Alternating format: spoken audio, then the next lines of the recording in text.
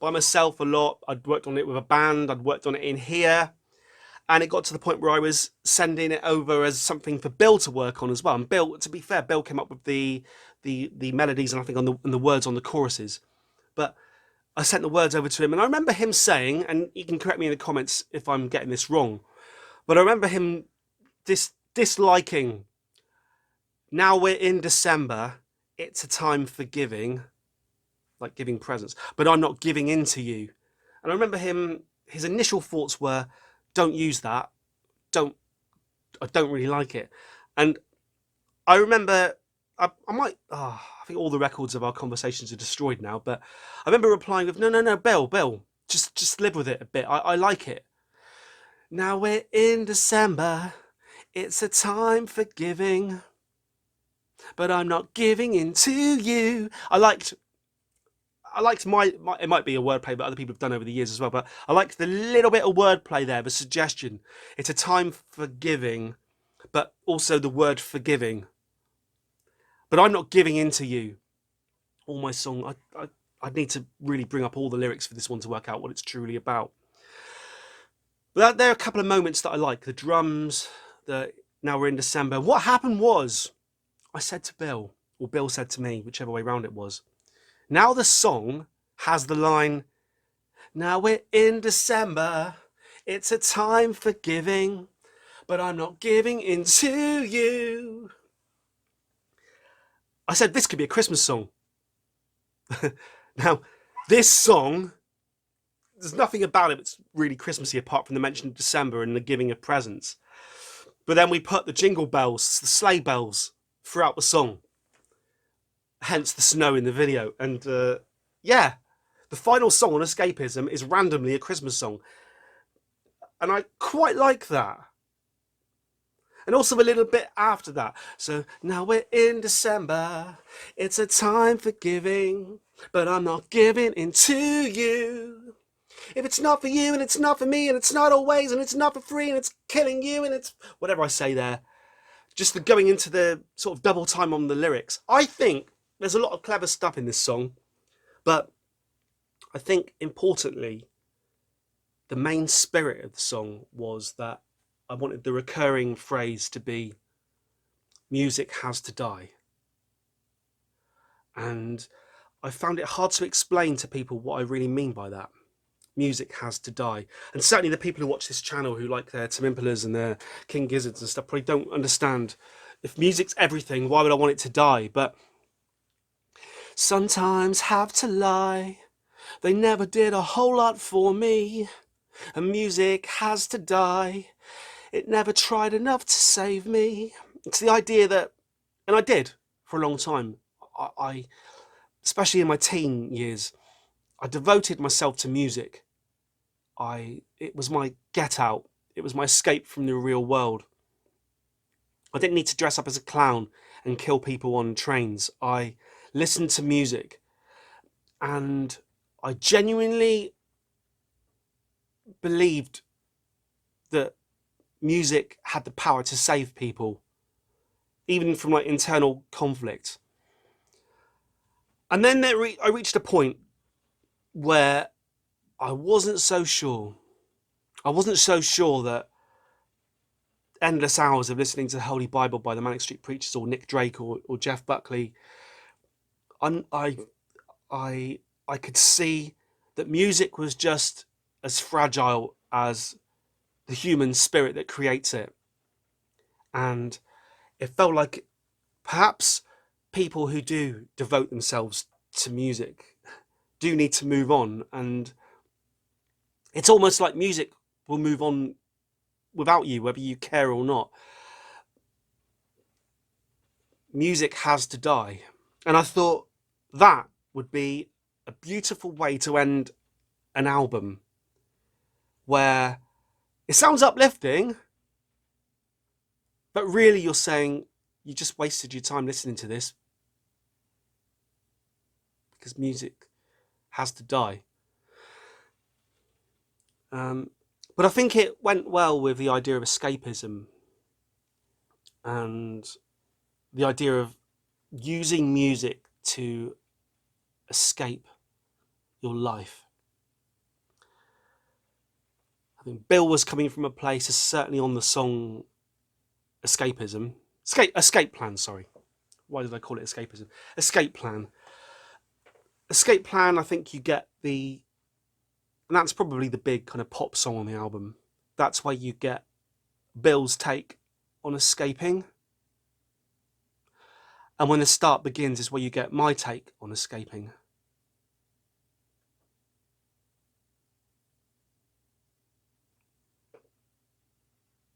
But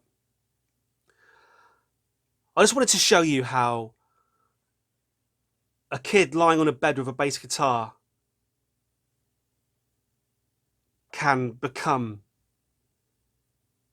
a kind of orchestral flourish at the end of an album. And it doesn't even matter necessarily whether it's successful or not. Well, music has to die. Does it matter whether it ever lived?